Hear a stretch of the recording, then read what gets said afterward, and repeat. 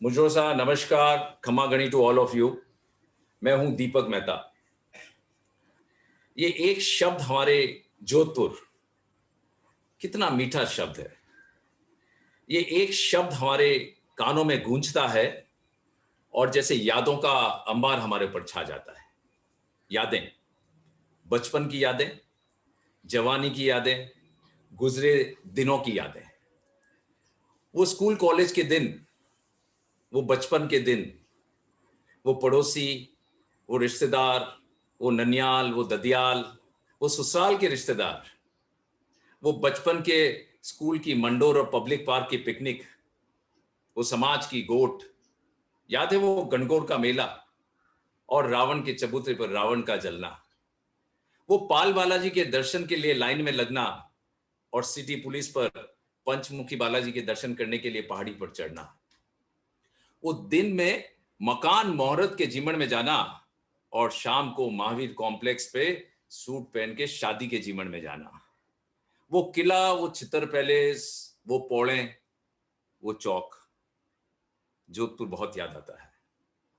वो जोधपुर के गुलाब जामुन, वो रबड़ी के घेवर, वो मावे की कचौरी, वो रबड़ी के मालपुए, वो मिर्ची बड़े, वो कचौरी, वो नरगिस कोफ्ते, वो कबूली, वो गट्टे की खिचड़ी, वो चक्की की सब्जी, गुलाब जामुन की सब्जी और काजू किशमिश की सब्जी तो देश और विदेश में कहीं और नहीं मिलती।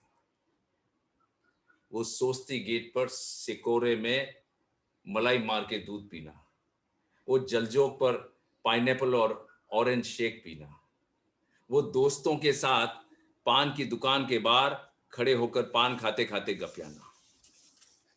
और खास बात जोधपुर से याद आती है वो गर्मी के दिनों में छत पे सोना, पानी से छत को ठंडा करना, दादा दादी की कहानियां सुनते सुनते सो जाना। जोधपुर के नाम से याद आता है बंद गले का वो जोधपुरी सूट जो आज पूरी दुनिया में फैला हुआ है, छाया हुआ है। वो बंदेज और वो लहरिया की साड़ी, वो लाख की चूड़ियां और जोधपुर की पहचान वो चुंदड़ी का साफा। जोधपुर के नाम से जरूर याद आता है वो ज्योतिष जो हर संकट का समाधान दे देते हैं। जोधपुर नाम से याद आता है वो अपनापन, वो मीठी बोली, वो आवभगत, वो सरलता, वो आदर, वो विनम्रता, वो प्यार।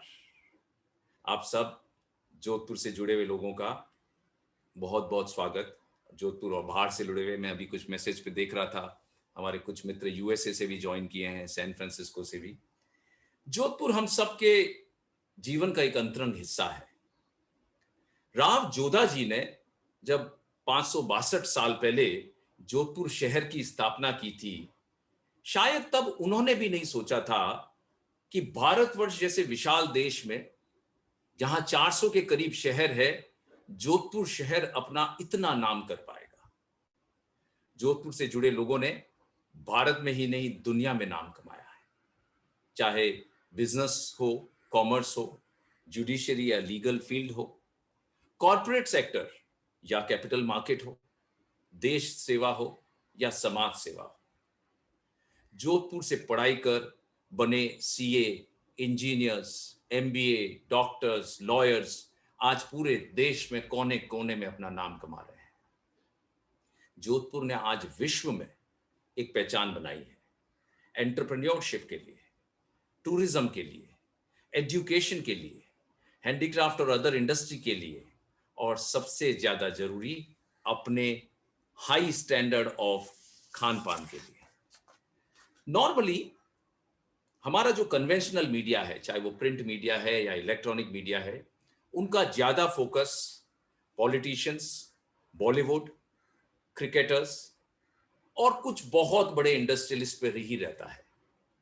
इसीलिए आपके और हमारे जैसे लोग जो न्यूज पढ़ते हैं और न्यूज सुनते हैं, आजकल जब पद्म भूषण और पद्मश्री अवार्ड्स की घोषणा होती है तो हमको भी पूछना पड़ता है कि ये कौन है, इनको किसके लिए अवार्ड मिला। क्यों? क्योंकि हमारा मीडिया ऐसे रत्नों को कवर ही नहीं करता। बॉलीवुड का एक छोटे से छोटा कलाकार, पूरा का पूरा परिवार उनको अच्छे से जानता है, लेकिन हमारे खुद के शहर से जुड़े किसी ऐसे इंसान को जिसने अपना पूरा जीवन समाज या देश की सेवा में लगा दिया हो, उसको हम पहचान भी नहीं पाते। जोधपुर एसोसिएशन ऑफ मुंबई, और जैसा कि हमारे प्रेसिडेंट महेंद्र सर ने बताया, बाकी सारे जोधपुर एसोसिएशन से जुड़कर इसी पहल के साथ ये कार्यक्रम जेम्स ऑफ जोधपुर लेकर आपके सामने आया है। इस कार्यक्रम में हम आपके सामने जोधपुर से जुड़े उन लोगों को लेकर आएंगे जिन्होंने अपने क्षेत्र में उल्लेखनीय कार्य किया है और अपने परिवार और अपने खुद के साथ साथ जोधपुर को भी गौरवान्वित किया है। जोधपुर में पैदा हुए, पले, बड़े हुए, या जोधपुर में पढ़ाई कर या जोधपुर में कुछ काम कर उन्होंने नाम कमाया, ऐसे विशिष्ट, गुणी, प्रतिभाशाली व्यक्तित्व को हम सेलिब्रेट करेंगे जेम्स ऑफ जोधपुर कार्यक्रम के द्वारा।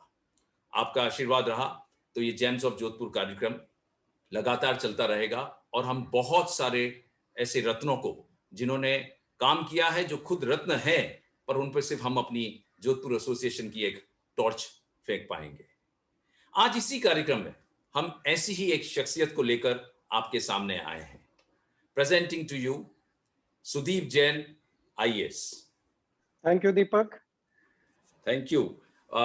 मुझे मालूम है सुदीप, आप बहुत बिजी चल रहे हैं, बहुत सेंसिटिव इलेक्शन के बीच में आपने अपना समय निकाला, बहुत बहुत धन्यवाद।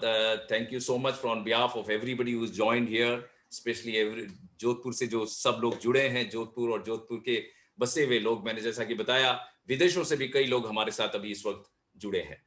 सो दुनिया के विभिन्न देशों में बसे जोधपुर के लोगों में, जोधपुर से जुड़े लोगों के मैं सुदीप जैन के बारे में कुछ संक्षिप्त जानकारी आपको देना चाहूंगा।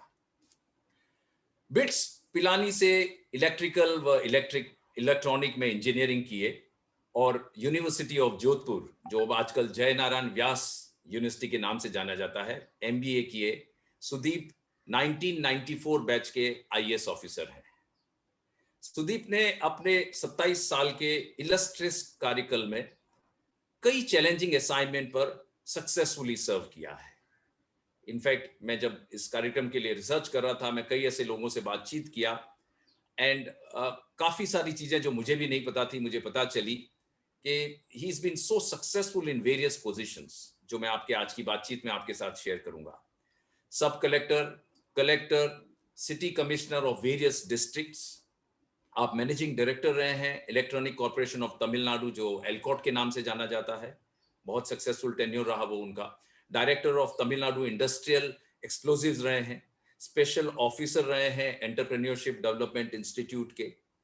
चेयरमैन एंड मैनेजिंग डायरेक्टर रहे हैं तमिलनाडु एनर्जी डेवलपमेंट एजेंसी के। और currently Sudeep Jain deputy election commissioner of India है। As deputy election commissioner of India, election commission के बहुत सारे चैलेंजिंग असाइनमेंट के साथ साथ he is the man who is in charge for electronic voting machines, EVM. He's responsible for their design, their production, and the stock management of over 50 lakh EVMs with VVPATs, which also includes enforcement of their safeguards that make India's EVM absolutely secure. In his career, he's highly successful and acknowledged as a change leader, which calls बहुत मेहनत का काम है कि अगर आपको लोग इस ढंग में पहचाने कि आप कहीं पे भी जाएं, वो आप अपने आप सिचुएशन को सुधार लेते हैं, वो पहचान है सुदीप जैन की। बहुत बहुत स्वागत सुदीप आपका। सुदीप, सबसे पहले मैं आपसे जानना चाहूंगा कि आपका नाम Guinness book of world record में लिखा गया है, ऐसा क्या कमाल किया है आपने? Deepak, this is a very exciting story. I had been fortunate to lead a team of 300 volunteers who went into a tree plantation initiative and created a world record. Now, why is it interesting is because Nagapattinam district, when I was collector there, was undergoing the third or the fourth successive drought. और वहाँ किसान हर दिन यज्ञ करते थे कि किसी तरह उससे इंद्र देवता खुश होकर बारिश हो जाए। एंड एज कलेक्टर कई बार मेरे को भी जाके उसमें पार्टिसिपेट करना पड़ता था। Now, with the science background that I came from, I was fully convinced कि इससे बारिश तो नहीं आने वाली है. So क्या किया जाए जिससे कि कम से कम इस तरह का टॉर्चर, इस तरह का स्ट्रेस इन लोगों का कम हो. तो आइडिया आया कि चलो इन लोगों को सीट करते हैं कि आप ट्री प्लांटेशन करो. While I was again convinced कि पेड़ लगाने से तुरंत तो वहां बारिश आने वाली नहीं है, और हो सकता है कि उस जगह पे कभी भी बारिश नहीं आए, पेड़ लगाने से कहीं और शायद आ जाए. बट फिर भी ये डिसाइड करके वी वेंट अहेड और पिछला रिकॉर्ड चेक किया कि वर्ल्ड रिकॉर्ड क्रिएट किया जाए. तो पिछला रिकॉर्ड करीब 40,000 पेड़ का था जो 24 घंटे में with a team of 300 volunteers लगाए गए थे. कहाँ पे था वो, कहाँ का था? Fortunately that was also from Tamil Nadu. अच्छा. ऊटी में लगाया गया था ये हाँ हाँ. कुछ ही साल पहले. सो उससे इंस्पायर होके हमने कहा चलो 40,000 का ये रिकॉर्ड टच करने का या उसको थोड़ा सा ब्रेक करने का एक अटेम्प्ट लिया जाए, एंड उस बहाने थोड़े ये पेड़ लग जाएंगे. सो नाउ 40,000 का क्योंकि रिकॉर्ड था, तो एक टारगेट रखा कि 50,000 पेड़ तैयार किए जाएं, पौधे लाए जाएं, एंड उसमें से फिर अपन जितना भी लगा पाते हैं. Now what is interesting is after around 12 hours we realized that we are running out of saplings. अच्छा. कि ये 50,000 के जो हमने पेड़ अपने तैयार किए हैं, सैपलिंग्स हाथ में रखे हैं, वो शायद कम पड़ जाएंगे. सो अब with in next few hours, कोई 4 घंटे दूर भी अगर कोई नर्सरी थी, 5 घंटे दूर, बिल्कुल उसको जितना भी हो सका सारे पौधे वहां से इकट्ठे किए गए, और रफली अराउंड 30,000 और सैपलिंग्स हमारे को मिली. And we finally finished with 80,244 trees planted, but with 1 hour to spare. We Wow. underperformed. 24 घंटे का हमारे पास समय था, लेकिन हम 23 घंटे में ये 80,000 पेड़ लगा पाए. Wow, fantastic. तो फिर क्या बारिश हुई? Now the story becomes further interesting. हाँ हाँ. वहां पर डॉक्टर पद्मा सुब्रमण्यम, जो एक विख्यात भरतनाट्यम डांसर है पूरे विश्व में, उनकी ख्याति है इस बारे में. She is also a Padma Shri and Padma Bhushan awardee. So she was there and she said, I want to sing.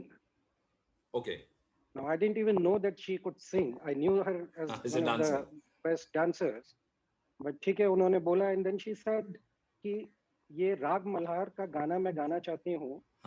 While I do not guarantee that it will bring rains, but in the past, whenever I had sung it, within 48 hours, it had rained. Wow. So ये बोल के she sang for almost 20 minutes, और वहाँ करीब 2-1 लोग इकट्ठा थे. सब भी तमिल में ये सॉन्ग था, और उन सब ने भी तमिल में 20 मिनट उनके साथ गाना गाया. After that, we went home. Next morning, I woke up with a nightmare कि हमारे ये सारे पेड़ मर गए. हमने उनके लॉन्ग टर्म वाटरिंग के लिए करीब 60 छोटे पॉन्ड्स वहां पर बनाए थे कि उसको अगले 2 साल तक पानी कैसे देना है. हाउएवर उस दिन हम पानी देना भूल गए थे. हमारा फोकस इतना ज्यादा गिनीज वर्ल्ड रिकॉर्ड क्रिएट करने का था कि हम जो जो रिक्वायरमेंट्स थी उस रिकॉर्ड की वो सब पूरी करी, लेकिन पानी नहीं दिया.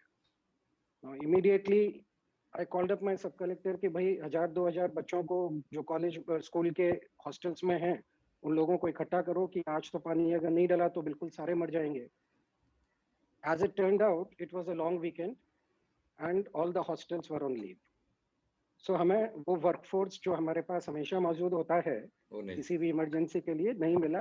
किसी तरह around 400 to 450 self help group women उन लोगों को इकट्ठा करके पानी देने का काम शुरू किया, लेकिन उस रात तक, उस शाम तक सिर्फ करीब 40,000 पेड़ में ही पानी डाल पाए.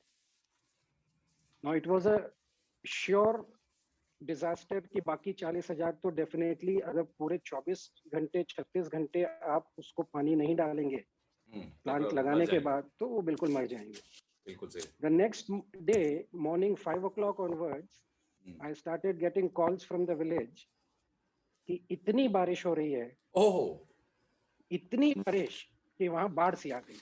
अरे वाह, तो मतलब राग मल्हार काम की। राग मल्हार काम करी, सिर्फ उस जगह नहीं, पूरे डिस्ट्रिक्ट में उस दिन 76 मिलीमीटर रेनफॉल हुई, which saved around 1 lakh hectare paddy crop. ये वाह, पूरा district is an agrarian district, 85% of the population was dependent on farming. और इस पूरे उसमें ऑलमोस्ट ये भी आप मानिए कि करीब 3 वीक मॉनसून खत्म हुए हो चुका था। जिस समय हमने प्लांटिंग करा तो कोई एक बादल का कहीं असर निशान नहीं नहीं। था। और इस अटेम्प्ट से, इस इन्वोकेशन ऑफ रेन गॉड्स, चाहे ये राग मल्हार के कारण था या चाहे ये लोगों की आस्था के कारण था, इतनी बारिश हुई। वाह, सुपर, फैंटास्टिक।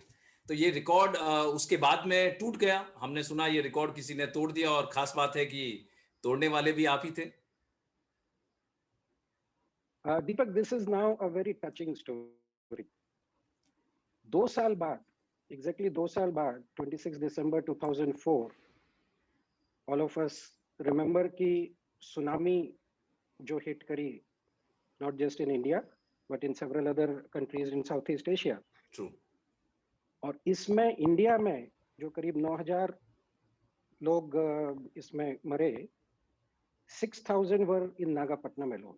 वाह, so sad. Nagapattinam was the worst affected worst district. Affected, I remember. Almost coast पे हर विलेज में 50 से 100 लोग इसमें खत्म हो गए। हाउएवर, ये विलेज जहां नालवेदापति, जहां इसमें ये पेड़ लगाए गए थे, 2 साल में ये पेड़ करीब 10 से 12 फीट के कैशूरिना ट्रीज ये बड़े हो गए थे। और क्योंकि ये मल्टीपल रोज में लगाए गए थे, it turned out to be a water barrier. इस विलेज को पूरा सुनामी से इन ट्रीज ने बचा लिया। वहां कोई भी इस तरह की क्षति नहीं पहुंची। तो उस समय मैं वहाँ कलेक्टर नहीं था, मेरा ऑलरेडी ट्रांसफर हो चुका था। एंड मेरे कॉलेज के, बिट्स पिलानी के कुछ एक फ्रेंड्स, उनकी इच्छा थी कि नहीं, अपने को कुछ काम करना चाहिए सुनामी के रिलीफ में। तो इसलिए एक हफ्ते बाद मैं जब उनके साथ वहाँ पर नागापट्टनम गया, करीब 15-20 गांवों के लोगों से जाके मिले कि क्या कर सकते हैं। हर जगह बहुत रिक्वायरमेंट्स उन्होंने बताई। जब इस गांव में पहुंचे तो वहाँ करीब इकट्ठा करीब 100 लोग, उन्होंने बोला कि इन पेड़ों के कारण हम सब बच गए। बगल वाले गांव में 2-3 किलोमीटर का अभी भी स्ट्रेच बाकी है, क्या वहां पर पेड़ लगा सकते हैं क्या? ये जो उनका नोबल डिमांड जैसे ही आया, on the spot I gave them this assurance. मैंने कहा मैं आपके साथ आके, चाहे गवर्नमेंट के थ्रू या प्राइवेटली, लेकिन अपन मिलके यहाँ पेड़ लगाएंगे। Wow, what a noble thought.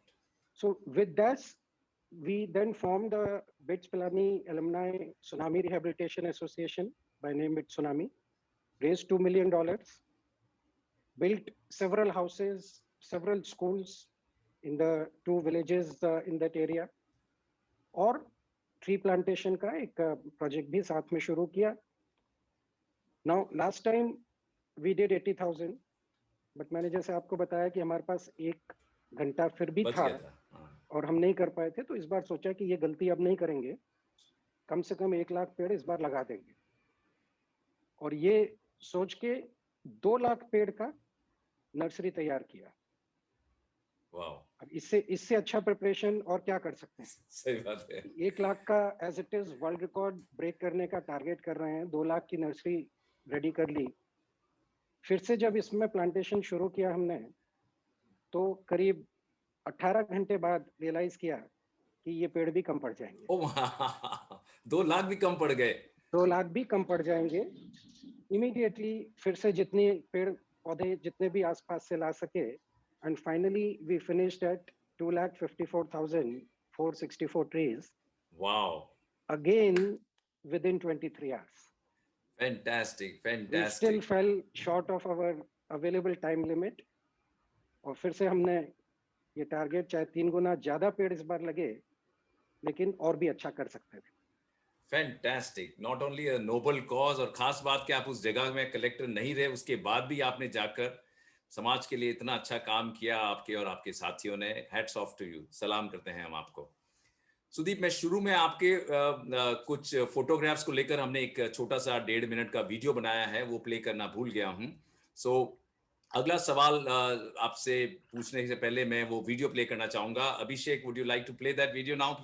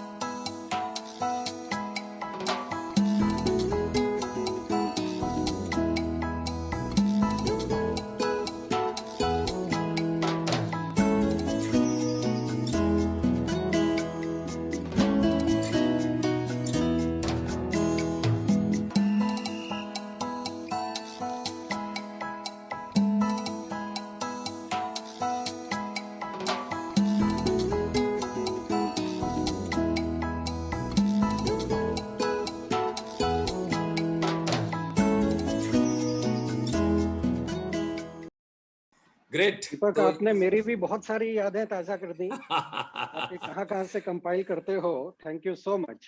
पर सुदीप, आपको फोटोज और खींचनी चाहिए। मुझे बहुत मुश्किल हुई आपके लिए फोटो ढूंढने में। आप सफिशिएंट फोटो नहीं खींचते। आप, मेरी शिकायत है, आप फोटोज और खींचा करें। सो अगली बार जब हम आपको बुलाएं, हमारे पास कलेक्शन अच्छा हो। सो सुदीप, अभी आप deputy election commissioner of India हैं। भारत, हम सब जानते हैं, दुनिया का सबसे बड़ा लोकतांत्रिक देश है, biggest democracy in the world. और इंडिया का इलेक्शन दुनिया का सबसे बड़ा डेमोक्रेटिक एक्सरसाइज है। वेस्टर्न वर्ल्ड इसको बोलता है डायंस ऑफ डेमोक्रेसी। और ये डायंस ऑफ डेमोक्रेसी दुनिया के सारे देशों को काफी लुभाता है, काफी सरप्राइज कर देता है कि कैसे इंडिया जैसा कंट्री इतनी बड़ी एक्सरसाइज को इतना स्मूथली कर पाता है।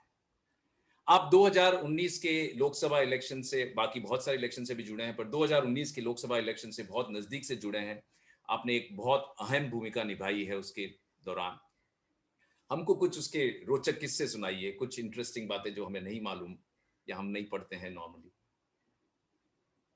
दीपक, आपने जो बताया, definitely India is the largest democracy, and conduct of Indian elections is not just the largest event management exercise in the world, but if I quote Hillary Clinton, when she came here, she said, this is the gold standard in conduct of elections. Wow, what a compliment.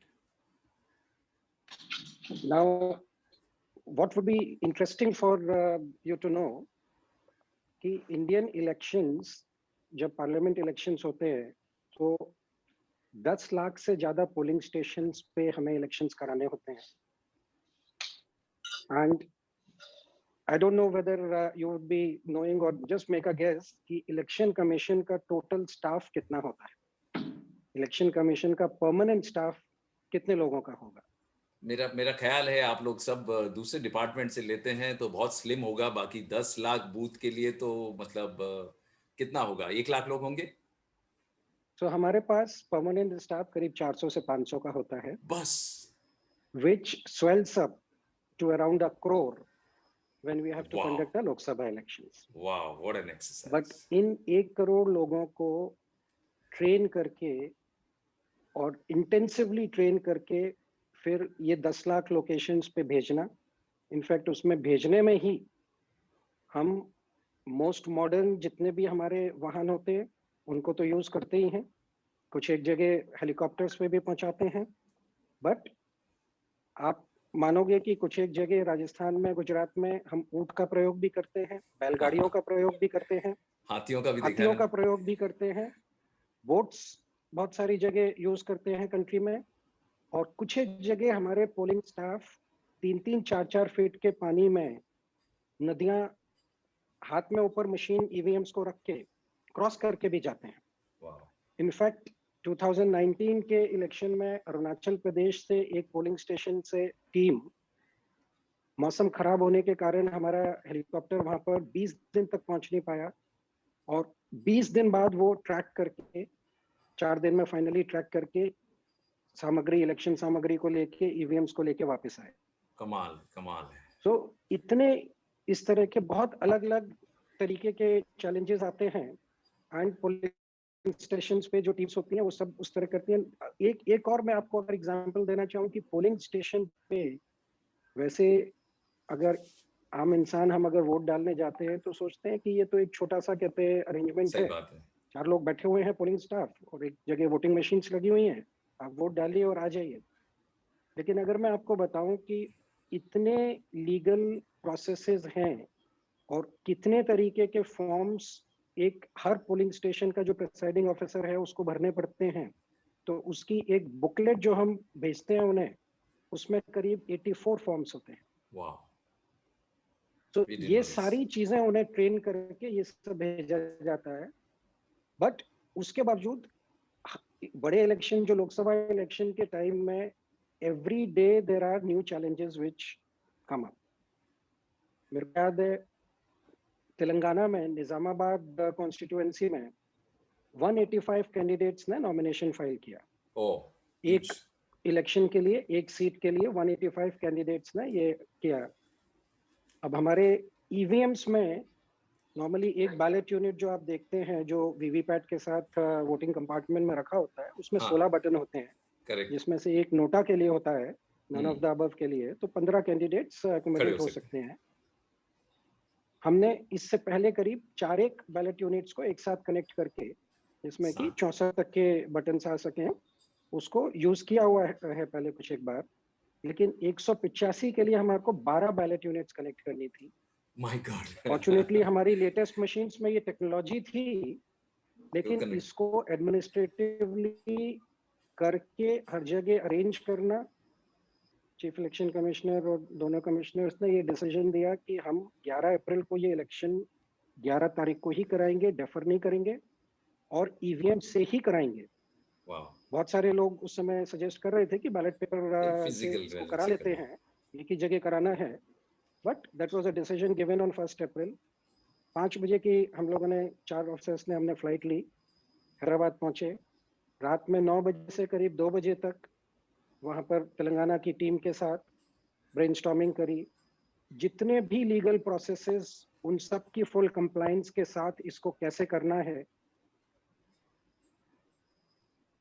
Station गांव में बहुत सारी जगह size of the polling station is just about 100 square feet. True, उसमें एक corner पे 2-3 feet में अपने ईवीएम रखी हुई होती है, 4 एक पोलिंग ऑफिशियल्स बैठे होते हैं, और फिर कैंडिडेट्स के 3-4 कैंडिडेट्स के एजेंट्स बैठे हुए होते हैं। अब यहाँ पर जब हमारे को 185 के लिए 12 ईवीएम मशीन्स, बैलेट यूनिट्स लगानी थी, तो वही पूरा पूरा बहुत ही रूम का बड़ा चीज है। स्पेस ऑक्यूपाई कर रहा था। तो फाइनली डिसाइड किया कि पोलिंग स्टेशन को वोटिंग कंपार्टमेंट बना देंगे। पूरी पूरी सिर्फ जो वोटिंग कंपार्टमेंट की जगह होती है वो पूरा पोलिंग स्टेशन होगा। सारा staff, polling agents as well as candidates के एजेंट्स, ये सब बाहर बैठेंगे, और इमीडिएटली फिर उस दिन, अगले दिन हेलीकॉप्टर लेके निजामाबाद पहुंचे। रात में ही साइमल्टेनियसली करीब 25,000 मशीन्स मूव करी, वाह, 25 एक लॉरीज में उसको रखवा के, फैक्ट्री से, बीएल की फैक्ट्री बेंगलोर से 1100 इंजीनियर्स रात रात में पूरे मूव किए, क्योंकि नॉर्मली ईवीएम्स को प्रिपेयर करने का जो स्ट्रिंजेंट प्रोसेस है ट्रू, वो करीब 1 महीने में कंप्लीट होता है। यहाँ हमारे को 2000 की जगह 25,000 मशीन्स तैयार करनी थी और हमारे पास टाइम सिर्फ 1 हफ्ता था। सारे प्रोसेसेस को फॉलो करते हुए फाइनली हमने वो 5 दिन में सारा प्रोसेस कंप्लीट करवाया। तो वाह, इस तरह के बहुत सारे रोचक अनुभव रहे इलेक्शंस करवाते समय। हमको कभी ऐसा सोचने में भी नहीं आया कि इतना मुश्किल होता होगा। बात सही है, 12 मशीन एक साथ कनेक्ट करना और इतने सारे इंजीनियर्स, इतना सारा logistics, fantastic. I think you should write a book on the way elections have been conducted. उसमें बहुत सारा कुछ पढ़ने को मिलेगा आज की बातचीत में। तो आप So हमको कितने just to update you, since you asked this, this particular episode जो निजामाबाद में हुआ 185 कैंडिडेट्स के साथ जो करवाने वाला, हाँ हाँ, Indian School of Business ISB ने, they have made it as a case study and they are wow, teaching it in the MBA course. Fantastic, fantastic. So आप हर जगह अपने कदम में लोगों को सिखाते आ रहे हैं। सुदीप, कुछ समय से ईवीएम पे बहुत सारे सवाल उठाए गए और हमने देखा कि ईवीएम पे उठे सारे सवालों का जवाब हमेशा, चाहे इलेक्शन की कमीशन की तरफ से, चाहे सुप्रीम कोर्ट ऑफ इंडिया में हो, चाहे ऑल पार्टी मीटिंग में हो, हमने देखा कि ये सारे सवालों का जवाब आप देते आए हैं। You have been the man leading this fight. कैसे आपने ईवीएम पे, अब आजकल तो अब बिल्कुल लोगों पे संदेह नहीं रहा है, बहुत कम लोग इस तरह से बात करते हैं। किस तरह से आपने ये संदेह दूर किए? किस ढंग से आपने इतने सारे पॉलिटिकल पार्टीज को, जो अपने आप में डिफिकल्ट होते हैं मैनेज करने के लिए, और इवन सुप्रीम कोर्ट जहां आपने आई थिंक प्रेजेंट किया अपना case? Deepak, EVM is actually a wonder machine of Indian elections. बहुत सारे देश हमसे इसकी टेक्नोलॉजी रिक्वेस्ट करते आ रहे हैं, ओके, इवन परचेज करने के लिए तैयार हैं कि आप मशीन्स बना के हमारे को दे दीजिए। हमने 3 कंट्रीज को दी हैं, बट अच्छा, अभी उसके बाद अभी देना बंद कर दिया है क्योंकि हम अपनी टेक्नोलॉजी को सेफगार्ड करना चाहते हैं। बट मैं पिछले, क्योंकि 5 साढ़े 5 साल से ईवीएम्स का right from the design to manufacturing to entire management पूरा हैंडल कर रहा हूँ। सो आपको ये बिल्कुल अच्छे से ये बता सकता हूँ that there is no power in the world which can tamper it. Wow, it is impossible to tamper. इसमें इतने एडवांस्ड लेवल के सिक्योरिटी टेक्नोलॉजीज बिल्ट इन करी गई हैं कि उसके ऊपर मैं अगर जरूरत पड़े तो पूरा एक दिन का सेशन सिर्फ उसकी टेक्नोलॉजी के ऊपर हो सकता है। लेकिन उसके बाद जो उसके एडमिनिस्ट्रेटिव प्रोटोकॉल्स हैं, जो ट्रांसपेरेंसी प्रोटोकॉल्स हैं, ईवीएम जब स्टोर्ड होती है वेयरहाउस में या कहीं पर भी, हमारे चीफ इलेक्शन कमिश्नर भी उसको सरप्राइज इंस्पेक्शन करके टच नहीं कर सकते, क्योंकि बिना पॉलिटिकल पार्टीज के प्रेजेंस के हम ईवीएम स्ट्रांग रूम को, ईवीएम वेयरहाउस को ओपन ही नहीं कर सकते। उनको नोटिस देना जरूरी है, उसकी वीडियोग्राफी होती है उनकी प्रेजेंस में। सो इस तरह के जो पोल्ड ईवीएम, इनफैक्ट उसको अगर किसी को टच करना है तो there are 9 layers of security which will have to be breached. और उसके बावजूद, अगर उसके बावजूद भी हाइपोथेटिकली किसी ने ब्रीच कर ली अगर ये 9 लेयर्स, तो ईवीएम को आप कुछ नहीं कर पाएंगे बिकॉज उसकी टेक्नोलॉजी ऐसी है। अच्छा, So with that kind of confidence, I always knew that there is absolutely no difficulty for me in defending anything on EVMs. Political parties की all party meetings करी, EVM challenge किया, पूरे national parties, all पूरे state parties सबको invite करके कि आप कोई भी आ जाइए और हमारी EVM को टेम्पर करके दिखाइए हमारे को। वो भी ऑफर किया। और फाइनली जब सुप्रीम कोर्ट में चीफ जस्टिस ऑफ इंडिया ने सडनली हमारे लॉयर को बोलने से रोकते हुए बोला कि नहीं, हम डायरेक्टली डिप्टी इलेक्शन कमिश्नर उनसे सुनना चाहेंगे। एंड ऑपोजिशन में उस हमारे केस में अपोजिट में देयर वर 23 पॉलिटिकल पार्टीज, और उन सब के 2-2 3-3 दिग्गज लॉयर थे।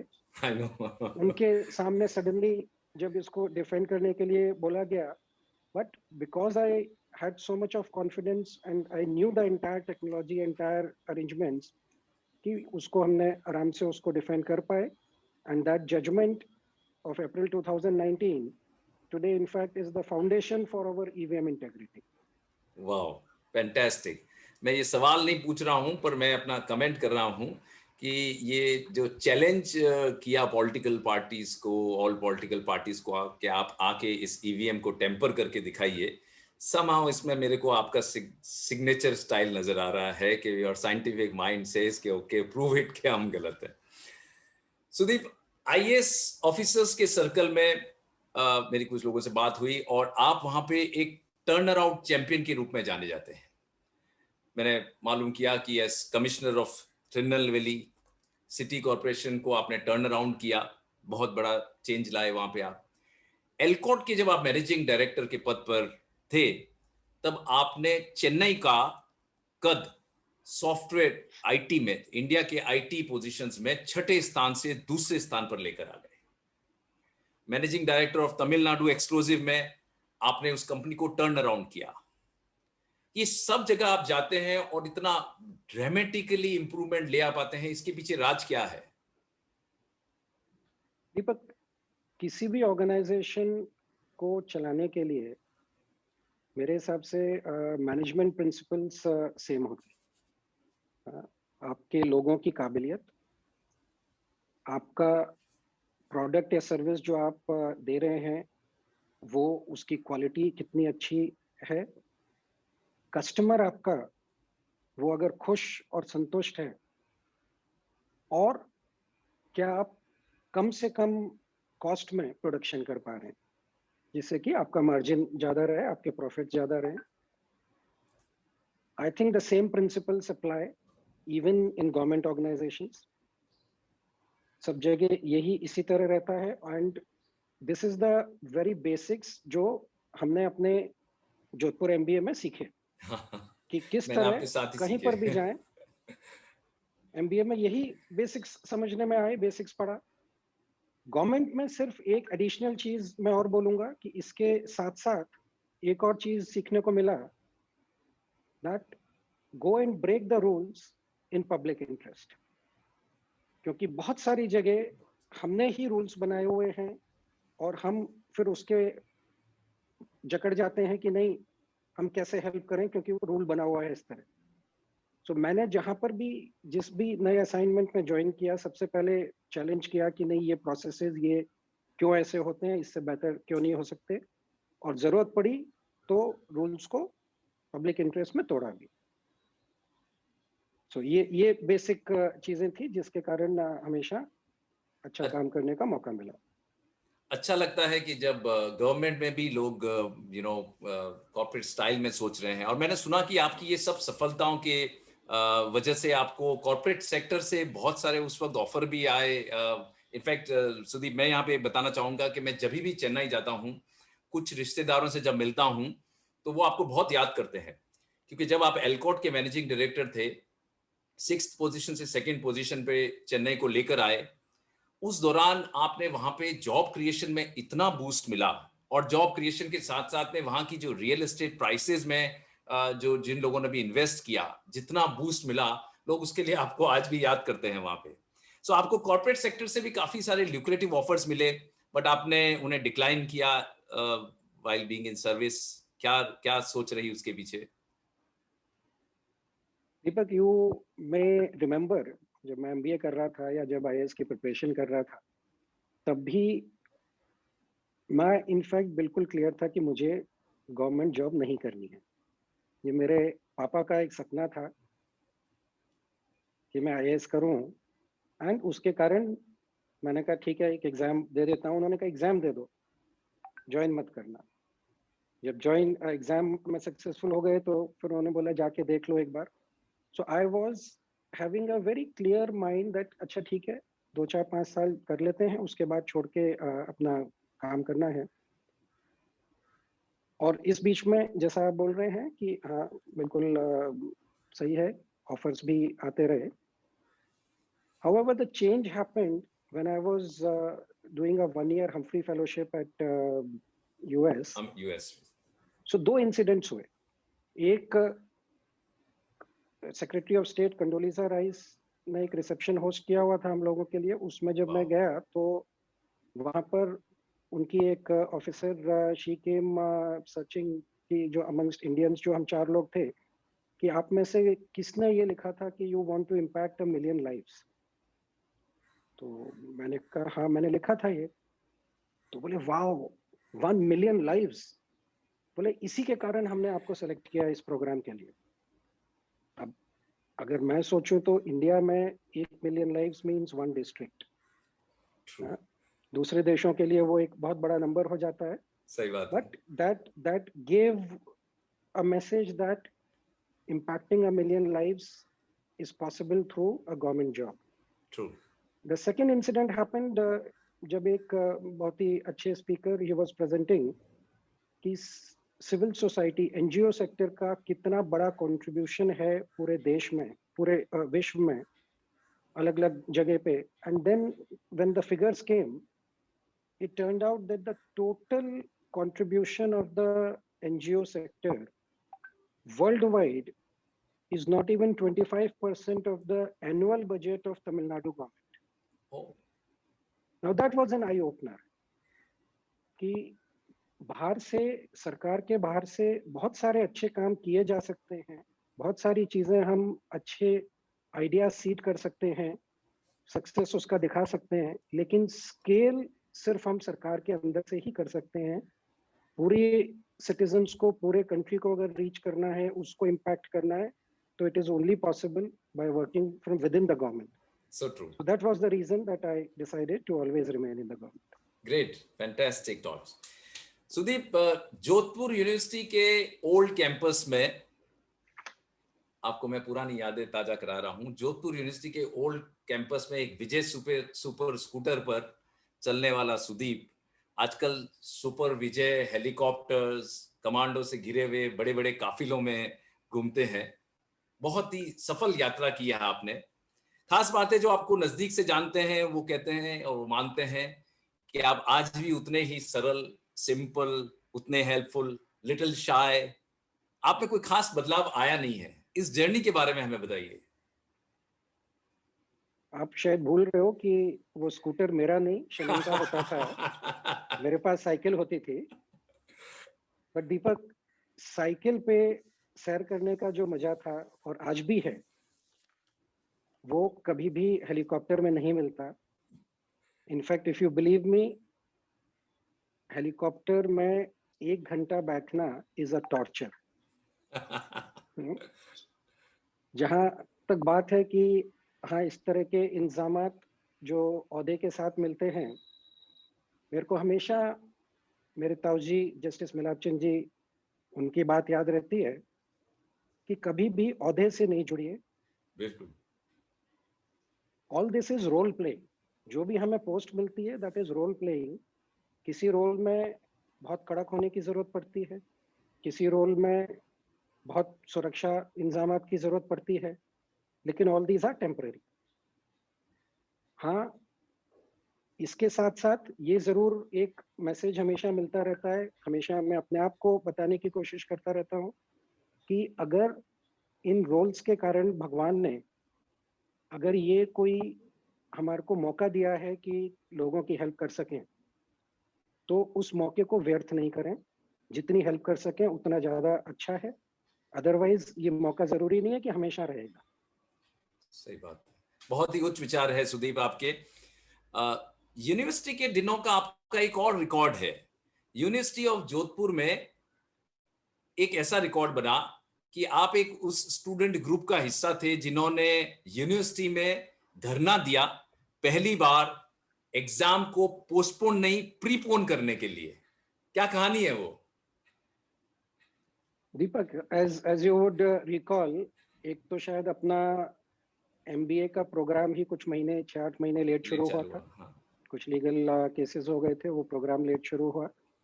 और उसके बाद शायद हमारे प्रोफेसर्स, उनकी व्यस्तता के कारण हमारी काफी सारी क्लासेस शायद नहीं हो पाती थी। बट शायद हम लोग या तो पढ़ने में ठीक ठाक थे, या एटलीस्ट मेरे लिए तो ये बिल्कुल सही बात ये है कि मैं हार्डली एमबीए की क्लासेस अटेंड करता था, क्योंकि आईएएस की प्रिपरेशन में बिजी रहता था। बट काफी सारे दोस्त, शनन, गुंजन, निमित, संजय, ये लोग आके पढ़ा देते थे कि क्लास में क्या हुआ वो सब करा देते थे। तो एक कॉन्फिडेंस शायद अपन सब में था कि हम एग्जाम्स को अच्छे से क्रैक पास कर कर सकते लेंगे। हैं। और उसी कॉन्फिडेंस के साथ जाके अपने रजिस्ट्रार का घेराव किया और ये डिमांड किया कि आपको, हमें एग्जाम में फेल करने का अधिकार तो है, लेकिन इस बहाने से कि हमारा सिलेबस पूरा नहीं हुआ है, आप हमारा एग्जाम नहीं करवाएं, ये आपको अधिकार नहीं है। एंड उस घेराव के 6-8 घंटे के घेराव के बाद आई थिंक उसी दिन वो डिसीजन हुआ कि नहीं, इमीडिएटली अगले 1 हफ्ते में 10 दिन में एग्जाम्स करवाए जाएंगे। And I think the entire batch passed in flying colours. Absolutely, absolutely. Not only passed in flying colors, they're all doing great. Everybody is doing wonders. Jodhpur का आप जोधपुर से बहुत नजदीक से जुड़े हैं। जोधपुर का आपके सफलता में, आपके करियर में क्या योगदान रहा? दीपक, जोधपुर में आप जो से ऐसे दोस्त मिले, इतने सारे दोस्त मिले, मेरी लाइफ पार्टनर शनन मिली, वाह, और सारे करियर में हर जगह जो मैनेजमेंट एमबीए नॉलेज यूज करने का मौका मिला, वो सारा जोधपुर की देन है। जोधपुर से बाहर आना पड़ा, लेकिन जोधपुर मेरे अंदर से कभी बाहर नहीं जा सकता। फैंटास्टिक। आप जोधपुर काफी फ्रीक्वेंटली भी जाते रहते हैं। कौन कौन सी जगहों में आपको जाना पसंद है जोधपुर में? उमेद पैलेस, महारानगढ़ फोर्ट, मंडौर, कायलाना, इतनी यादें हैं जोधपुर की, इतनी यादें हैं कि हमेशा टाइम ही कम पड़ता है, सारी जगह कवर नहीं हो पाती हैं। हमारे गुप्त सूत्रों से हमें पता चला है कि कॉलेज के दिनों में जब आप शरण जी के साथ घूमते थे, तब आप घंटों एक मंदिर में टाइम स्पेंड करते थे। What is what spiritual romance, ये क्या कहानी है? कौन सा मंदिर था, क्या करते थे वहां? आप काफी सारे गुप्त सूत्र रखते हैं दीपक। दैट रिमाइंड्स मी, हाँ, पहाड़ी पे एक शायद गणेश मंदिर हुआ करता रातानाडा, था, रातानाडा। आज भी होता होगा, हाँ, रातानाड़ा Yeah. सर्किल के पास में। तो मैंने जैसे बोला, क्योंकि मैं एमबीए की क्लासेस बहुत कम अटेंड करता था, तो शनन मेरे को पढ़ाती थी और वो मंदिर के बाहर बैठ के हम अपना सिलेबस उस तरह पूरा करते थे। रोमांस, यस, फाउंडेशन हमारा वहीं से स्टार्ट हुआ। स्पिरिचुअलिटी तो नहीं पता, लेकिन हाँ, वो पूरी जर्नी, आज तक की जो जर्नी है, वो वहीं से शुरू हुई। वेरी नाइस है। जोधपुर की बात हो और जोधपुर के स्वादिष्ट खाने की बात नहीं हो, ये संभव नहीं है। सो जब आप जोधपुर जाते हैं, वहाँ खाने में आपको क्या पसंद है और किस जगह का खाना सबसे ज्यादा खाते हैं, ज्यादा पसंद है? दीपक, तुमने शुरू में ही मेरे मुंह में लार लाना शुरू कर दिया था जब जोधपुर के बारे में इंट्रोडक्शन दे रहे थे, और मैं वो सारी स्वादिष्ट चीजों का सोच रहा था। बट हाँ, जोधपुर अब जाता हूँ तो सबसे पहले तो नरेश नीतू बोथरा के घर पर सोगरा, पचकुटे की सब्जी, मूली की गत्ते की सब्जी। सब्जी, मूली की सब्जी, ये सब खाना।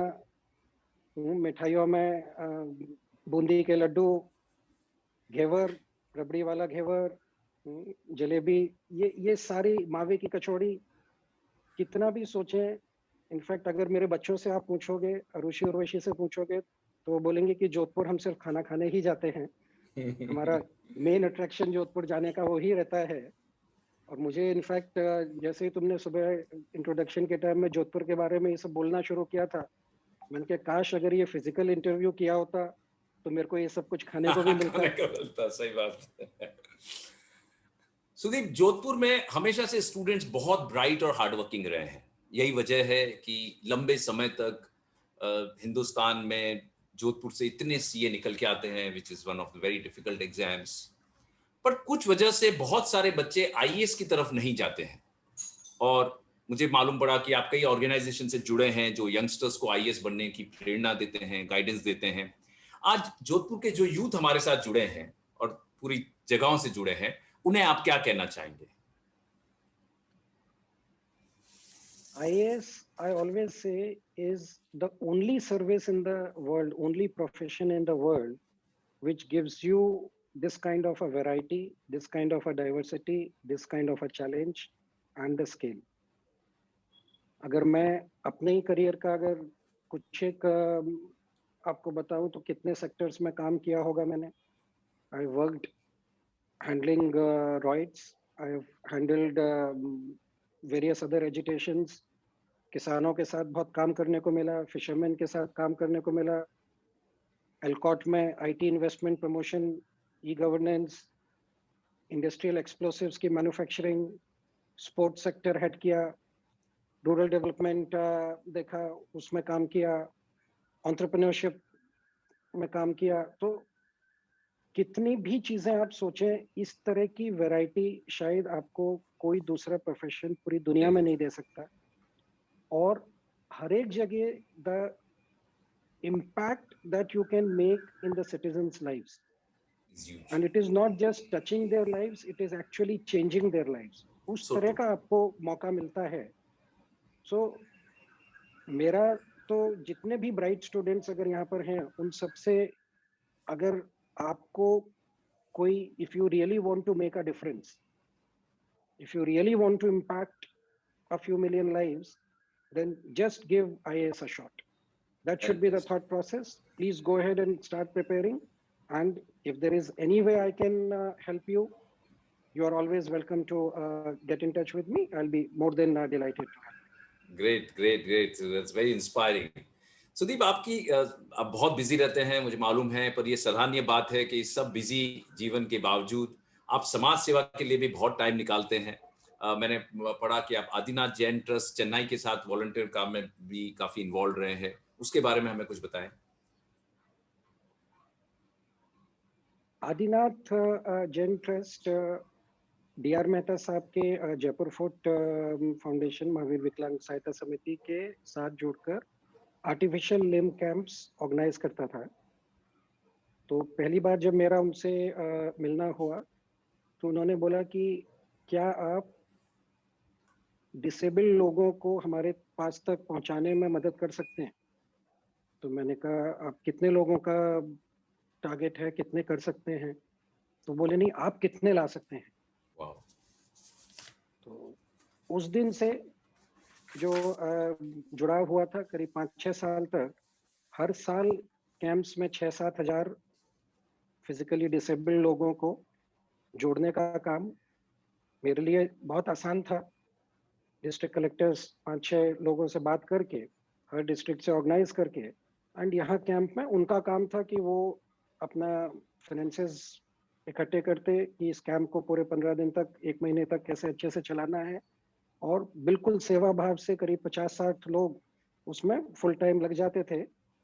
टीम पूरी जयपुर फोर्ट से आती थी और मेरा रोल ये रहता था कि उस पैसे को कैसे खर्च करवाना है. सो जितने वो इकट्ठा करते, मैं बोलता मैं उससे ज्यादा आपको लोग ला के दूंगा. एंड करीब 30,000 लोगों को आर्टिफिशियल लिम्स का इससे फायदा हो पाया. मैं देख रहा हूं सुदीप, आपसे बातचीत करते वक्त चैट पे कुछ सवाल भी आ रहे हैं, तो मैं सारे दर्शकों को बता दूं कि मैं 2-3 और सवाल पूछने के बाद आपके सवाल सुदीप से पूछना चाहूंगा. तो एक आईएएस एस्पिरेंट का जस्ट नाउ एक मैसेज था, तो मैं उनका भी सवाल आपसे पूछूंगा.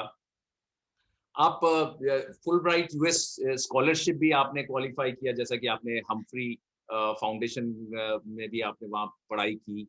क्या any interesting thoughts about that, कुछ इंटरेस्टिंग लर्निंग्स फ्रॉम देयर जो शेयर करना चाहेंगे हमारे साथ? बहुत सारे इंटरेस्टिंग लर्निंग्स हुए. This is a fellowship, Humphry fellowship, in which the US government sponsors it. और करीब 96 कंट्रीज से अराउंड 160 फेलोज वर पिक्ड अप, जो हम उस समय 10 या 12 कैंपसेस में अलग अलग यूनिवर्सिटीज में थे. लेकिन 2 बार, एक बार फर्स्ट मंथ में और एक बार लास्ट मंथ में, एक एक हफ्ते के लिए हम लोग साथ में मिलके, and then we used to deliberate. So first time जब मैं मिला एंड अलग अलग कंट्रीज के कलीग्स से जब मिलके डिस्कशंस में हमेशा आता कि politicians are the root cause of all problems in our country. That was a kind of a notion, uniform notion everywhere. तो मैंने कहा अगर सब ये बोलते हैं कि politicians are the root cause and सब ये भी साथ में बोलते हैं कि पॉलिटिशियंस के बिना कंट्री भी नहीं चल सकता, हमारे को सबसे अच्छा चाहिए भी वहीं पर. तो I just raised one question. I said let us raise hands कि हम में से कितने लोग पॉलिटिक्स में जाने के लिए तैयार हैं. Deepak, you will be surprised, not one of us was ready. यहाँ पूरे वर्ल्ड से उन्होंने सेलेक्ट करके probably the brightest of the minds उनको लाके, not just from government, there were several ones who were from outside the government in this, और हम में से कोई इस चीज के लिए तैयार नहीं था. So then I asked कि भाई क्या रीजन है. तो आया कि नहीं, अनसर्टेनिटी इतनी है, पहले तो जीतेंगे उसकी क्या गारंटी, जीत गए तो उसके बाद अगले चुनाव जीतेंगे इसकी क्या guarantee. So it's a very uncertain profession, इसलिए हम उसमें रिस्क नहीं ले सकते. Then I asked कि अगर इतनी अनसर्टेनिटी है, नॉर्मली किसी भी प्रोफेशन का जो रेम्यूनरेशन पैकेज होता है, my belief is it is linked to the risk involved. कि हाँ, जो जितना अगर अंडर सी कोई काम करने के लिए हम भेज रहे हैं किसी को, तो उसको ऑलमोस्ट 5-7-10 गुना ज्यादा सैलरी देते हैं. सही बात. जिससे कि जिसको लैंड पे काम करवा रहे हैं. तो यहाँ अगर रिस्क इतना इन्वॉल्व है तो हम फिर इसका पैकेज या तो इम्प्रूव करें. But nobody was agreeing on that, ready to that. So I'm saying it triggered a thought process कि हम ब्लेम करने के लिए तो बहुत आसान है, लेकिन क्योंकि ये इतना टफ प्रोफेशन होता है पॉलिटिक्स का, तो हम उससे दूर रहना चाहते हैं, जाने से हिचकिचाते हैं. सो काफी सारे इस तरह के अनुभव हुए. एक और बहुत यूनिक एक्सपीरियंस मिला कि वहां पर एक बिजनेस प्लान कंपटीशन में पार्टिसिपेट करने का मौका मिला. It was a global business plan competition. In fact $25,000 का उसका प्राइस था, and $25,000 was a very huge amount for me even today. उस समय तो बहुत ही बड़ा अमाउंट था.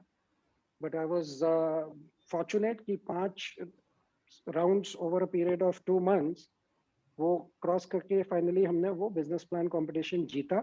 Wow, proud of you. उसके कारण I got invited into their inner core committee, and I then challenged them. I said, आप अपने कंपटीशन को ग्लोबल बोलते हो, लेकिन आपके पास इंडिया से और चाइना से कितनी टीम्स आती हैं, और अगर नहीं आती तो आप अपने आप को ग्लोबल मत बोलिए.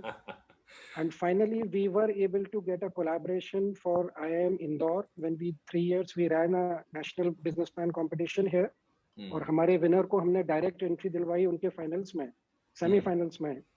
And out of the 3 years, twice our team won the global business plan competition. Wow, fantastic. Proud of you, Sudeep. Sudeep, कहते हैं ये सब आप सफलता आपने अचीव की, पर कहते हैं हर सफल इंसान के पीछे एक औरत का हाथ होता है. आपकी पत्नी शनन जैन, जो आपकी क्लासमेट भी थी और एक बहुत ब्राइट स्टूडेंट रही है, आपके इस मुकाम पर पहुंचने में उनका क्या रोल रहा, और आपकी 2 प्यारी जुड़वा बेटियां, ट्विन डॉटर्स आरुषि उरुषि और शनन के बारे में कुछ बताएं. Deepak, as you know, Shannon had been, in fact, even before coming into MBA, she was a MSc gold medalist. और MBA में भी she had topped the final semester. In fact, मेरी पढ़ाई तो आधे से ज़्यादा MBA की शनन ने ही कराई. But she would have been at the top of the corporate ladder अगर उसने उस समय डिसाइड किया होता कि वो अपने करियर पे पूरा फोकस करेगी. However, she decided कि मेरे जितनी छोटे-छोटे शहरों में पोस्टिंग्स हुई, हर बार वो साथ में मेरे साथ में रहने के लिए she came, और हर जगह उसने अपना कुछ ना कुछ बहुत कंस्ट्रक्टिव काम किया. ऐसा नहीं है कि वो काम नहीं कर पाई, बहुत अच्छे से कंस्ट्रक्टिव काम किया, लेकिन हर बार जैसे ही वापस ट्रांसफर होता था 2-1 साल में, इमीडिएटली छोड़ के दूसरी जगह के साथ चल देती थी. I had always been a task focused person, whereas Shannon was always a people's person, and this really helped me. In fact, अगर मैं नागापट्टनम का जो ट्री प्लांटेशन वाला अटेम्प्ट की बात करूं, तो it was not government funded. उसको पूरा वहाँ के several NGOs ने मिलके सपोर्ट किया था, whether Rotary Club, Lions Club, Beach Association, multiple of those. और इन सब में जो एक जुड़ाव शनन का था, क्योंकि वो हर जगह जाके इररिस्पेक्टिव ऑफ किस कैटेगरी के, किस लेवल पे, किस भाषा के बोलने वाले लोग, वो हर जगह जुड़ जाती थी इमीडिएटली। और उस लगाव के कारण जो मेरे को सपोर्ट मिला, एंड इसलिए ये सारे इवेंट्स हो पाए। In fact that reminds me, Nagapattinam में एक बार एक बीच फेस्टिवल ऑर्गेनाइज किया और एक आइडिया आया कि एक फायर क्रैकर्स का कुछ शो इसमें करवा सकते हैं क्या। Now Shanan had gone for a training program to Sivakasi, तो उसने वहां पर ऐसे ही वहाँ जो होस्ट थे उनको कांटेक्ट किया। He was the countries largest fire crackers manufacturer, और उनको रिक्वेस्ट किया कि क्या आप कुछ हेल्प कर सकते हैं इसमें। And that person sent a full lorry load of fire crackers and a 3 hour show. मतलब उस लेवल का शो जो मैंने पूरे इंडिया में आज तक कभी नहीं देखा, जो उन्होंने फ्री में नागापट्टनम के लिए ऑर्गेनाइज करवाया। So there had been multiple successes that have come because of that kind of a support which he has been able to provide. In fact, यहाँ अगर मैं भारत सरकार की भी बात करूं तो दिल्ली में मैं 5 साल से हूं, लेकिन मैं शायद यहाँ पर 10% ऑफिसर्स को जानता हूं। शनन कम से कम 50% ऑफिसर्स को जानती है, और मेजॉरिटी प्लेसेस में मेरा इंट्रोडक्शन उसी तरह होता है कि अच्छा ये शनन के हस्बैंड हैं। शनन आपके पास ही हो तो वेरी वेरी, अगर आपके पास में ही है शनन तो हम उनसे हेलो करना चाहेंगे। जोधपुर वाले सब उनको भी स्क्रीन पर देखना चाहेंगे। Deepak, you will have to give me a second, I just okay, try and sure call her. Sure. Shanan के एक क्लास हाय स्टार्ट हो रही है, बट हाय शनन। हेलो मुजरो सा क्या हालचाल है? मुजरो साहब, आपको भी दीपक बहुत बहुत कैसे, सब बढ़िया एकदम फर्स्ट क्लास? बढ़िया। जोधपुर के आपके सारे साथी देख रहे हैं और आप सरप्राइज करेंगे। इस वक्त आपके कुछ साथी हांगकांग से जुड़े हैं, कुछ लंदन से जुड़े हैं, कुछ सैन फ्रांसिस्को से जुड़े हैं, और मैं बीच बीच में वो चैट पे कमेंट्स आ रहे हैं वो पढ़ रहा हूं। So Shanan, what is Jodhpur for you? Jodhpur is both absolutely. City नहीं, तो इससे एक पर्सनल सवाल पूछता हूं सुदीप। आप आगरा रहे हैं, दिल्ली रहे हैं, चेन्नई रहे हैं, और अभी तो वैसे रिटायरमेंट में बहुत साल हैं, और मैं दुआ करता हूं, उम्मीद करता हूं कि आप कैबिनेट सेक्रेटरी बने, फाइनेंस सेक्रेटरी बने। बट जब कभी भी आप रिटायर करेंगे 10 साल बाद, कहाँ रिटायर करेंगे, किस शहर में रिटायर करने के सोच रहे हैं? अगर सोच रहे हैं तो you may not choose to answer the question. You got the answer Deepak. So ठीक है, फिर हम लोग भी सोचते हैं वहां पे हम भी रिटायर होंगे, पता नहीं कब रिटायर होंगे, पर वहां पे हम भी आना चाहेंगे। अभी मैं कुछ चैट में से आपको सवाल पूछना चाहूंगा, क्योंकि समय जो हमने एलोकेट किया था वो हम थोड़ा सा उससे आगे निकल गए हैं। बातों में बहुत आनंद आ रहा है, तो I will just quickly ask you a few question from the chat. So proud of you, Sudeep. Conversation is very interesting. Okay, very interesting. Let me just go back a little. There were some questions. Loving the discussion. Thanks. Wonderful. Amazing. This question. Okay. Sir, I have a gap of around 7 years post my graduation in BCom honors from Jodhpur. ये जनाब का नाम नहीं आ रहा है, QCom BTD है। I fear how would I justify this at interview stage, as I have not done something great or productive in all these past years, but now willing to change million lives. Well said, well said. Sudeep. मेरा एक immediate इनसे पहले जो request रहेगा कि quickly check कर लें कि एज कितनी है, क्योंकि एज बार होता है। आप शायद 32 इयर्स तक ही ट्राई कर सकते हैं, एंड इसमें भी अलग अलग depending on from which community you are, whether you are in a general category और backward class category and others. So UPSC की साइट पे जाके इमीडिएटली एक तो ये चेक करना है। जस्टिफाई करना, अगर आप में कन्विक्शन है कि हाँ मैंने अच्छा प्रिपरेशन किया है और मैं सेवा भाव से आगे जाके एक अच्छा काम करना चाहता हूँ देश के लिए, तो इंटरव्यू में इसमें जस्टिफाई करने में कोई परेशानी नहीं है। इसको आप अपनी वीकनेस मत मानिए, इसको अपनी स्ट्रेंथ मानिए कि 7 साल के बाद मैंने ये डिसाइड किया और अब मैं ये एग्जाम क्रैक करके आपके सामने पहुंच रहा हूँ, तो इंटरव्यू में इसके लिए कोई चैलेंज नहीं होगा। तो ये 31 ईयर्स के हैं, इन्होंने बाद में लिखा है, तो इनके पास अभी भी 1 साल है, ये अपीयर कर सकते हैं। और किसी का भी कोई सवाल होगा तो I will be very happy to ask the question. Sudeep, आप इस उम्र में भी अभी आईआईटी मद्रास से पीएचडी कर रहे हैं। आजकल तो साहब हम लोगों को अपने ऑफिस के पेपर्स पढ़ने में भी जोर आता है, और आप इस उम्र में आईआईटी मद्रास से पीएचडी कर रहे हैं। किस पे कर रहे हैं, क्या करना चाह रहे हैं? दीपक, ये कोशिश है। आई नॉट से कि मैं सक्सेसफुली कर रहा हूँ इसे, क्योंकि मेरे को भी, हाँ जैसा आप बोल रहे हैं, बहुत कम टाइम दे पाता हूँ।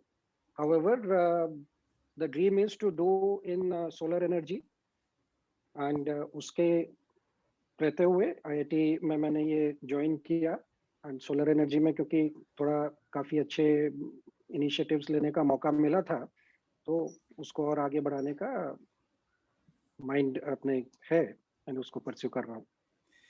एक सवाल आया है, प्रकाश सा मेहता ने पूछा है कि ये सारे जॉब में पॉलिटिकल प्रेशर का एक रहता है। How do you handle political pressure? बहुत सारे प्रशंसा के मैसेजेस मैं नहीं पढ़ रहा हूँ, बहुत अप्रिशिएट कर रहे हैं सब लोग, हाईली कमेंडेबल एंड ऑल। मैं सिर्फ सवाल पे पूछ रहा हूँ आपको। प्रकाश सा, मैं नहीं मानता कि पॉलिटिकल प्रेशर कोई एक बहुत बड़ा इशू है, क्योंकि अगर आपकी रेपुटेशन एज एन ऑफिसर, अगर ये रेपुटेशन क्लियर है कि आप सही काम ही करोगे, गलत काम नहीं करोगे, तो एंड ये रेपुटेशन आपकी पहले 2-3 साल में बन जाती है, तो उसके बाद पॉलिटिशियन कभी भी आपको इस अप्रोच करके ना नहीं सुनना चाहेंगे, इसलिए वो प्रेशर ही नहीं आता। और कभी कभार अगर आता है तो आपको अपने पोलाइटली बट फर्मली उनको एक्सप्लेन करना होता है कि इसके कारण, इन रूल्स के कारण, इन रीजंस के कारण, नॉट जस्ट रूल्स, कि ये सही नहीं है, पब्लिक इंटरेस्ट में नहीं है, इसलिए मैं नहीं कर पाऊंगा। हाँ, एक आध बार उसके कारण ट्रांसफर हो जाता है, बट देन दूसरी जगह जाके अच्छा काम करने का मौका मिलता है। Very well said, very well said. How can we inspire, Deepak Lodha साहब ने पूछा है, how can we inspire for kids? एक सेकेंड, और चैट में जवाब आ गया, I missed his full question. How can we inspire our kids for social service? That's right, interesting.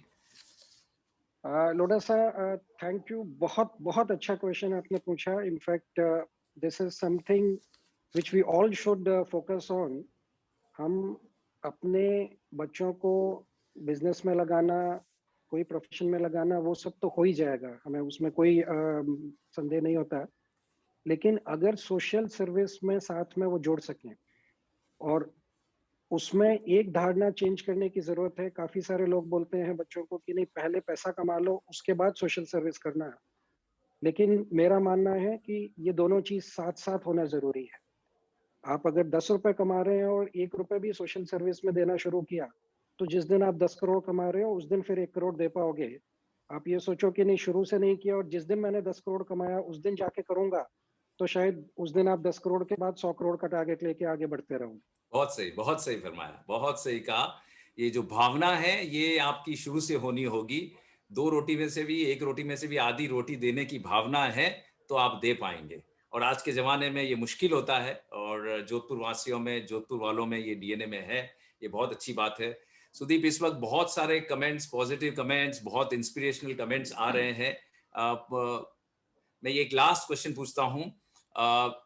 Is technology extensive in today's election process? Is it outsourced or self-managed by Election Commission? Technology जब आप बोल रहे हैं तो it's a very broad term, बहुत vast term है। बहुत सारी चीजों में हम टेक्नोलॉजी बिल्कुल अपनी रखते हैं। जैसे अगर ईवीएम्स की बात करें, इलेक्ट्रॉनिक वोटिंग मशीन्स की, तो इसकी कंप्लीट टेक्नोलॉजी हम डिजाइन करते हैं, हम उसको मैन्युफैक्चर करवाते हैं, and it's completely kept in our control. But जब हम बात करते हैं कि हम आज बहुत सारे आईटी एप्लीकेशंस यूज करते हैं, बहुत सारे मोबाइल ऐप्स यूज करते हैं, तो वो से जहाँ जहाँ स्ट्रेटेजिक इंपॉर्टेंस वाली हैं, जैसे हमारा इलेक्टोरल रोल मैनेजमेंट जो है, हमारा आज 93 करोड़ के इलेक्टोरल डेटाबेस है, सो उस डेटा को मैनेज करने का काम is completely in house.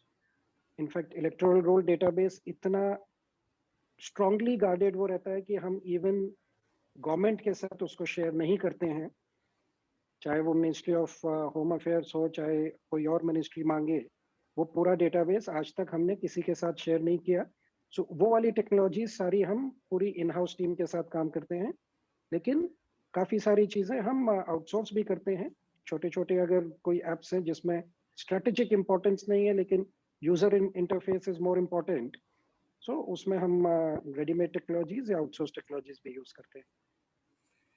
Fantastic Sudeep, आपसे बातें करना इतना अच्छा लग रहा है. ये बातें बहुत लंबी जा सकती है, पर मैं अपने लैपटॉप के नीचे सिस्टम पे घड़ी देख रहा हूँ और ऑलरेडी मैं जो शेड्यूल किया उससे थोड़ा सा मैं आगे आया हूँ. तो और भी अगर कुछ सवाल आएंगे तो हम आप तक पहुंचाएंगे. उन सवालों को आपको जवाब देने का मौका मिलेगा. मैं अपने साथियों, जो दर्शकों जो देख रहे हैं, उनसे जानना चाहूंगा कि उन्हें ये प्रोग्राम कैसा लगा. ये एक नई शुरुआत है, जैसा कि हमारे प्रेसिडेंट ने एक नई शुरुआत की कि बाकी सारे जोधपुर एसोसिएशन प्रेसिडेंट और सेक्रेटरी महेंद्र सावरंत सिंघवी ने, कि बाकी सारे जोधपुर एसोसिएशन को भी आज जोड़ा है, क्योंकि जोधपुर पूरा एक ही विचारधारा है और कोविड ने ये एक मौका भी दिया है कि हमारा वर्चुअल प्रोग्राम हो पा रहा है. ये प्रोग्राम आपको कैसा लगा, इसके बारे में आप अपने फीडबैक हमको हमें मैटर करेंगे, हमको एनकरेज करेंगे. आप अपने नाम और अपनी जगह जहां से आप ज्वाइन किए हैं, क्योंकि मैं देख पा रहा हूँ कुछ लोगों को दुबई से, कुछ मस्कट से, ओमान से, और जैसे कि मैंने पहले कहा यूएस, यूके और हांगकांग के भी मैं कुछ लोगों को पहचान पाया हूँ. सो आप अपना कमेंट्स इस चैट पे लिखिए और हमें ये पढ़कर अच्छा लगेगा. हमने और भी बहुत सारे रत्नों को आइडेंटिफाई करके रखा है. हम आगे भी श्रृंखला में बहुत सारे लोगों को लेकर आएंगे. पर अगर आपको और भी कोई नाम अच्छा लगता है तो आप मैं अपना थोड़ी देर में ईमेल आईडी इस चैट पे दूंगा. आप उस ईमेल आईडी पे या हमारे कमिटी के एग्जीक्यूटिव कमिटी किसी भी मेंबर तक वो नाम पहुंचाएं जिनको हम इस श्रृंखला में बुला सकते हैं. और खासकर जितने भी यंग लोग आज हमसे जुड़े हैं, जितने भी जेन नेक्स्ट के लोग हमारे से ये जुड़े हैं, एक दिन मैं आपको इतना सफल देखना चाहता हूं कि मैं आपको इस जेम्स ऑफ जोधपुर में देखना चाहता हूं. आप अपने परिवार का ही नहीं, अपने माता पिता का ही नहीं, जोधपुर का पूरे दुनिया में नाम कर सकते हैं. इस उम्मीद के साथ मैं अब रिक्वेस्ट करूंगा, हमारे सेक्रेटरी कर्मठ कार्यकर्ता हैं, बहुत मेहनत करते हैं एसोसिएशन के लिए, Anant Singhvi ji, for a vote of thanks. Thank you मेरी तरफ से बहुत बहुत, Sudeep, for your time, and I appreciate, highly appreciate. It was a pleasure talking to you. Over to you, Anand. Thank you so much, Deepak. Thank you. Anand, over to you. नमस्कार. जय जिनेंद्र. जय जिनेंद्र.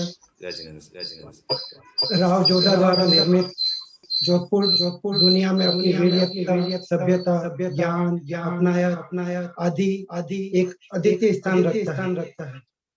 आज 21वीं सदी में चाहे शिक्षा, चिकित्सा, व्यापार, उद्योग, प्रशासन सेवाएं, प्रोफेशनल्स, जोधपुरवासी एक अमिट छाप व योगदान छोड़ता है.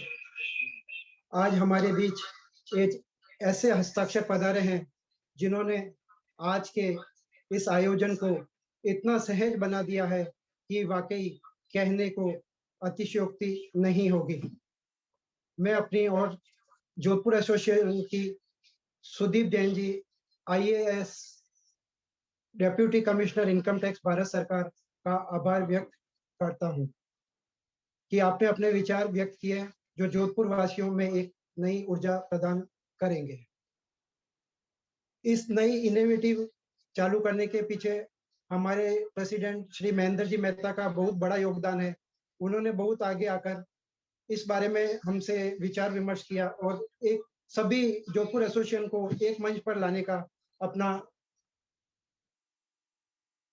जो इच्छा प्रकट की है, उसके लिए मैं श्री महेंद्र जी मेहता का बहुत बहुत आभार प्रकट करता हूँ. दीपक साहब मेहता जो आज के कन्वीनर रहे और जिन्होंने इतना अच्छा प्रोग्राम सहज सरल भाव से अपना व्यक्त किया है, एकदम इजी गोइंग, और आगे मैं दीपक साहब से अनुरोध करता हूं कि वो ऐसे प्रोग्राम करते रहेंगे. सभी गेस्ट मेहमान विभिन्न एसोसिएशन से जो यहाँ पधारे हैं, मैं उनका आभार प्रकट करता हूं। अंत में मैं टेक्निकल सपोर्ट के लिए श्री निर्मल बंग एंड एसोसिएट्स और आदित्य पांडे जी, जिन्होंने इसके मंच को अच्छे तरीके से संचालन किया है, उनका बहुत बहुत आभार प्रकट करता हूँ। धन्यवाद। आप अपना वीडियो ऑन हो रहा है, आप चाहें तो एक दूसरे को देख सकते हैं, स्क्रीन पे मुजरोसा कर सकते हैं, वेव कर सकते हैं। आप अपना वीडियो ऑन रखें सब जने जो अभी तक जुड़े हैं। जय जिनेंद्र साहब, सुदीप शाह को मैं केएल जैन चेन्नई से बहुत बधाई देता हूं। आपके विचार हमने सुने। हमारी इच्छा है कि अगर आप तमिलनाडु में इतना रहे और आप कमर्शियल टैक्स डिपार्टमेंट में भी आपने अपना योगदान दिया, अगर उसके बारे में कुछ बताए तो हमको भी अच्छा लगेगा। Over to you sir. वो अगले प्रोग्राम के लिए रखते हैं, अब कार्यक्रम संपन्न हुआ है जैन साहब। वो ये अभी बहुत सारे सवाल बाकी रह गए हैं, वो अगले प्रोग्राम में के लिए रखेंगे। अभी अब सिर्फ आप एक दूसरे जोधपुर वालों को देखकर आप वेव करिए, मुजरोसा करिए, थम्स अप करिए और let's celebrate Jodhpur and Jodhpur success. Mike और को बहुत बहुत धन्यवाद। सुदीप सा को भी बहुत बहुत धन्यवाद। बहुत अच्छा लगा आपसे मिलके, और बच्चों के लिए जो आपने इंस्पिरेशन वर्ड्स बोले हैं, heartly thanks to you, heartly thanks to you. Sudeep sir, you have really given a very fantastic speech. I mean, आप लोगों का chat बहुत अच्छा था. Everybody enjoyed like anything, and keep doing. Chennai is waiting. Sudeep sir, you have done so much for Chennai. You are most invited. Jito is always remembering you, and we will invite you both, Deepak and Sudeep sir, for our programs. Thank you very much. Thank you sir. Thank you. Sudeep साहब, आपने जो charity के बारे में बताया कि आदमी को 10 रुपए कमाता तो उसी समय 1 रुपए से चैरिटी शुरू कर देनी चाहिए। मेरे ख्याल से सबसे ज्यादा इंटरव्यू में मुझे ये चीज टच कर गई कि आदमी को सोशल एक्टिविटीज के लिए डे 1 से रेडी रहना चाहिए, रादर देन वेटिंग फॉर के करोड़पति बनूं और उसके बाद कुछ करूं। तो ये बात मुझे काफी टच की। Thank you. Surjit sir, Jain को इतना ही कहना चाहूंगा कि हम सभी की तरफ से आपकी दहलीज पर सदैव खुशियों के दीप प्रज्वलित रहे और ईश्वर आपकी आन बान को सदैव सके। यही परमपिता परमेश्वर से आप प्रार्थना करके स्वीकार कर हम सभी को अनुग्रहित करें। नहीं, मैं आराम हूँ, सुन रही हूँ, मैं कार्तिक ने सुना रही हूँ। Very good, very good. बार वो सीए इंटर बहुत ग्रुप करी, मैं आगे गई बोला आईएएस बनूंगा। बिल्कुल बनाना बॉस, बनाना। उन्होंने बोल जो कार्तिक ने बोलो दीपक अंकल इंटरव्यू करेंगे, तैयारी कर उसकी। हाँ, तो दीपक भी काफी जनों का उसमें था। हाँ, भी सारे फ्रेंड वहां मिलते हैं तो सबके मन में रह गई आईएएस हम नहीं बने, और सब स्कॉलर थे। हालांकि मैं तो नींव मजबूत करके सीए पास हुआ हूँ। चलो साहब, थैंक सबको। Thank you sir, thank you. पूरा एसोसिएशन जितनी भी इंडिया की, उन सबको साथ में लिया, एब्रॉड को भी साथ में लिया। 7-8 साल पहले एक बार हमने और मोदी जी ने सारी एसोसिएशंस में बात की थी, हम गए भी थे 3-4 एसोसिएशन के प्रोग्राम में। तो हमने एक उस समय बात की थी कि एसोसिएशन ऑफ एसोसिएशंस बना दो, तो कम से कम जितने भी सेंट्रली प्रोजेक्ट हो, क्योंकि जैसे बम्बई है, मेन है, दिल्ली है, तो वहाँ पे लोगों का आपस में इंटरेक्शन हुए। तो महेंद्र साहब इस इनिशिएशन को सिर्फ मीटिंग की जगह इसको एक्चुअल कैसे कर सकते हैं, इसके ऊपर भी थोड़ा ध्यान देके, और सारी एसोसिएशन के प्रेसिडेंट सेक्रेटरी हम गए भी थे, मैं और अनिल जी थे, हम कलकत्ता गए थे, अहमदाबाद गए थे और बेंगलोर भी गए थे कुछ जने। तो मैं समझता हूँ कि अगर हम सब मिलके ये सारी एसोसिएशन को एक एपेक्स बॉडी बना लेंगे, तो जोधपुर के बाहर कितने लोग रहते हैं आपस में। जब हम बहरीन गए थे तो संदीप भाई वहाँ मिले थे, उन्होंने हमको बहुत बोला था, उस समय टाइम कम था, और सब लोग जुड़े हुए हैं। तो एक बार अगर सारे एक प्लेटफॉर्म पे आएंगे तो अच्छा होगा। जरूर sir, very good thought. Atul sir, first time virtual meeting में सारे president secretary of all association एक जगह पे आए हैं। आई एम श्योर कि नेक्स्ट टाइम कभी ऐसी अपॉर्चुनिटी आएगी कि ये सब फिजिकली भी हमारे साथ होंगे। महेंद्र साहब, अगर मैं किसी का नाम भूल गया हूं, मेरी याददाश्त कमजोर है, तो बहुत बहुत धन्यवाद आप सबने जिन्होंने भी सहयोग किया इस कार्यक्रम के लिए। Thank you so much Sudeep, Sharan ji. आरू ने मुझे फोटोज ढूंढने में हेल्प की, मेरे बेटे वेदांत ने मुझे फोटोज कंपाइल करने में हेल्प की। बहुत बहुत धन्यवाद आप सबका और सभी साथियों का। Thank you so much and I B very happy अगर हमारी नेक्स्ट जनरेशन इससे इंस्पायर हो सके। हम प्रयास करेंगे हम ऐसे ही और लोगों को लेके आ सकें जिससे आप लोग सब इंस्पायर हो। बहुत बहुत धन्यवाद। Thank you. I convey my sincere thanks to Sudip sir for giving this a wonderful opportunity to all of us to listen from him and a guiding factor for all of us. Thank you, sir. Thank you. Thank you. Thank you. Thank you, sir.